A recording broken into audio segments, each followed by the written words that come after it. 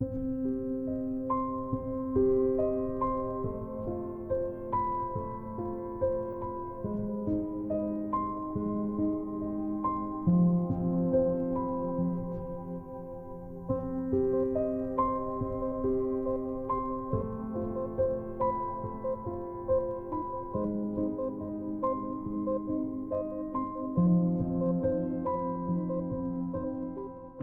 name is Usama Hasan.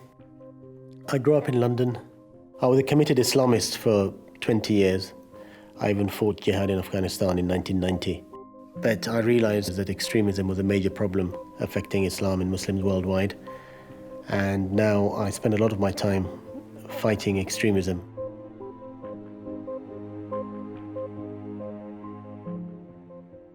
We had a very, very religious, devout upbringing. I'm talking about 5 daily prayers from a young age. Between the ages of 5 and 11, I memorized the entire Quran in Arabic. Our parents were very insistent on keeping their children very devout and sheltering them from the outside world. When my grandfather visited twice in the 80s, my mum had to hide the TV for a whole month at a time while he was here because he was opposed to television. He thought this was an instrument of Satan, of the devil. And it's something which I and my 5 brothers and sisters, I think, have struggled with. How do you live your faith in 20th century and now 21st century Britain?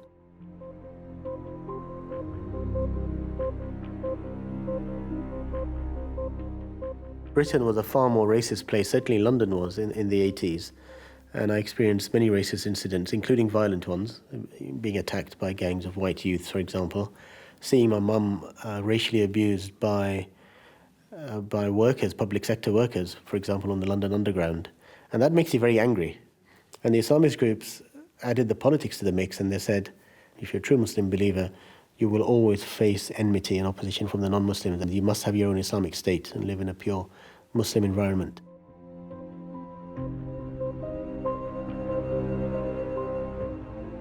I got involved with the UK's big Salafi organisation, very Puritan, strict, literalist, fundamentalist Muslims.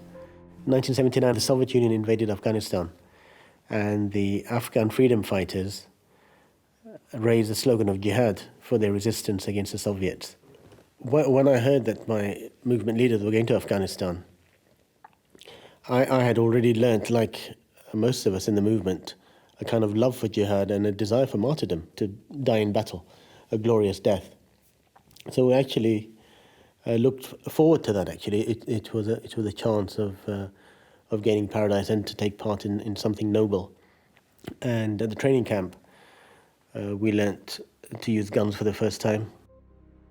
Looking back, I always tell people I hope we didn't kill anyone. I actually genuinely hope that our shells never hit anyone.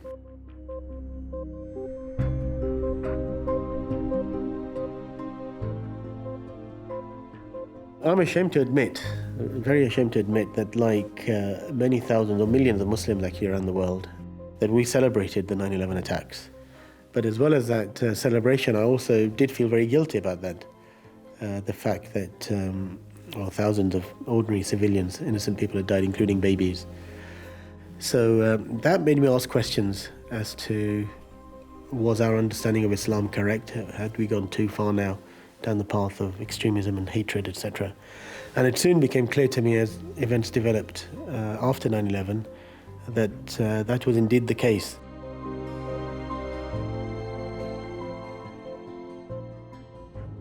Al-Qaeda tried to recruit me after 9/11, just a month later. I met them outside the Grand Mosque in Mecca. I came back to London. I got the message from them to say, yeah, we'd like you to come on board. But I knew that my role in the future, I felt, would be intellectual in terms of talking about Islam and the ideas and how it fits in the modern world. When the Madrid train bombings happened in 2003, I preached against them at the mosque.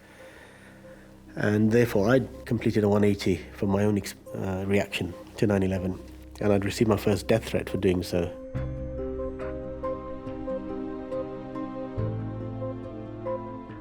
I've learnt a lot of lessons over the last 30 years, which I'm trying to gently pass on to my children.